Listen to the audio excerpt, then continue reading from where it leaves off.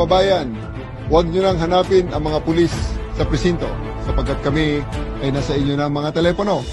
Dial 911, darating kami sa loob ng 5 minuto. Date August 28, 2025, 6 p.m. Place of occurrence, Barangay Ginhawa, Tuy, Batangas.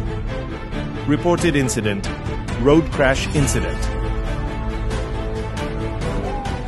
Isang tawag ang natanggap ng himpilan ng Tuy MPS mula sa kagawad ng Barangay Ginhawa hinggil sa isang aksidente.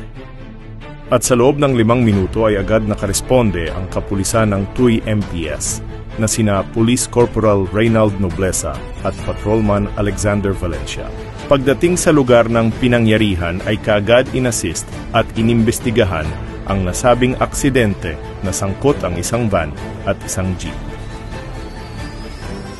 Matapos ang pagsisiyasat ay wala namang naitalang nagtamo ng sugat sa nasabing aksidente at sa huli ang parehong panig ay nagkasundo na lamang na ipapagawa ang kanya-kanyang sasakyan. Habang nagsasagawa ng investigasyon sa nasabing aksidente, ay kaagad namang nagsagawa ng traffic assistance si Patrolman Alexander Valencia kasama ang mga barangay tanod ng nasabing barangay upang maalalayan ang daloy ng trapiko. May natutuwa at nagpapasalamat sa kapulisan ng ating bayan ng Tuy sa mabilisan na ang pag-responde. Naway tuloy-tuloy ang kanilang magandang gawain.